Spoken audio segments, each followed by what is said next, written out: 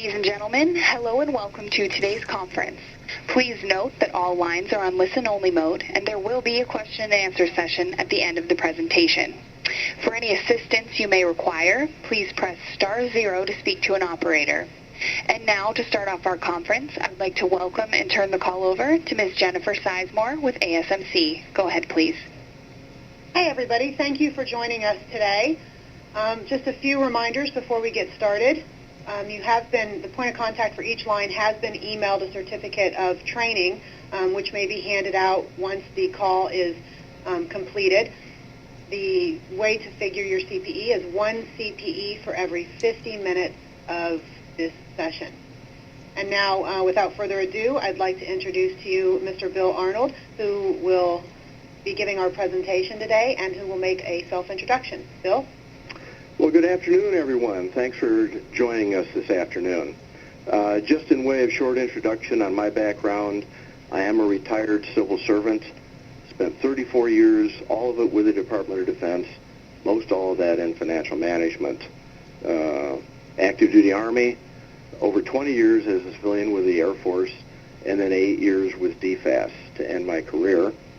For the last 9 years since retirement, I've been teaching financial management courses for different companies, and to include appropriations law, of course, the Certified Defense Financial Manager preparation class, EDFM, and various other budget courses, Prompt Pay Act, and the like.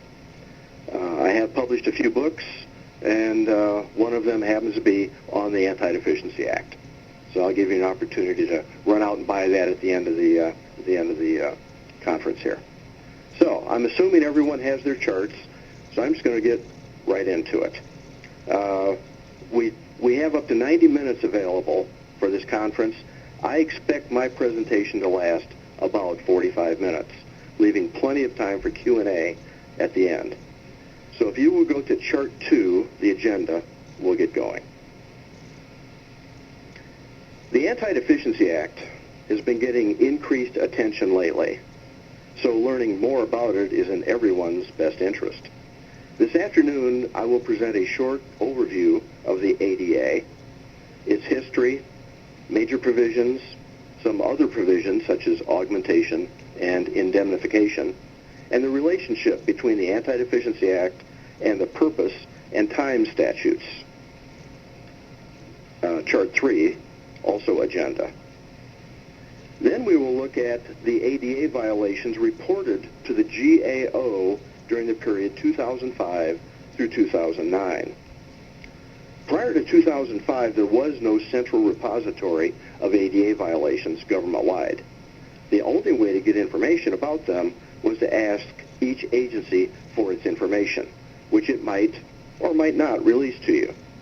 In 2004, Congress passed a law requiring that all ADA reports to the President and Congress also be sent to the GAO, and directed GAO to post a database on their website.